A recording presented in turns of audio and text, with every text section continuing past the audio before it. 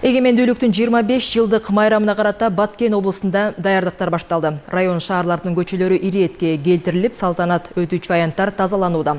Ошондой эле мектептердин курулушу аяктап пайдаланууга берилүү алдында турат. Аймактагы кабарчыбыз Медер Ниязалиевдин сюжети. Майрамга даярдык облус борборундагы эркиндик эстелигин оңдоп түзөөдөн башталды. Анын айланасындагы жолдор тазаланып, тосмолор сырдалды. Аз болсо да көчөлөр кеңейтилип, арыктар тазаланууда. Жергиликтүү тургундар эгемендүүлүк жылдарында Баткен облусу бир топ өзгөргөндүгүн айтышат. Айрыкча жол жана социалдык тейлөө мекемелеринин курулушу жанданган. 25 жыл ичинде мен байкаганым бул Ош Баткен Исфана жолдорунун курулушу болду. Ушул жолдордун курулуусу менен ошол аймакта жашаган элдердин жашоо деңгээли жакшырып атат да. Мектептер курулуп атат.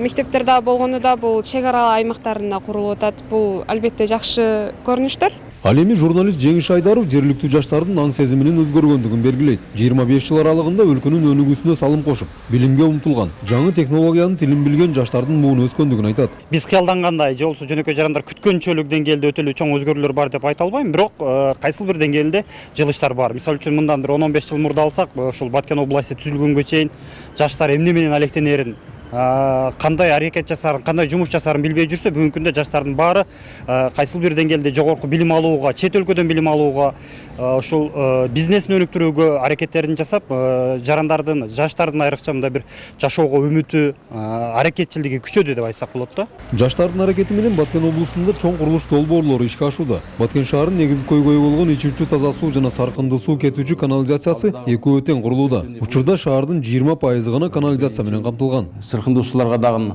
акча каралган. Анын ичинден эски сыркынды суу түтүкчөлөрүнүн реабилитациясы бар. Жана жаңы линиялар тартылат. Ошондо жаңы конушка биз 1000 кубтук резервуар курабыз өзүнүн скважинасы менен. Эгемендүүлүктүн 25 жылдыгына карата Баткен облусунда 34 объектинин курулушу жүрүүдө. Анын ичинен 24 мектептер, ошондой эле балдар бакчалары, ооруканалар жана аскер кызматкерлери үчүн үйлөр курулууда. Медер Ниязалиев, Урсек Мазайтуулу, Коомдук 1 канал, Баткен шаары.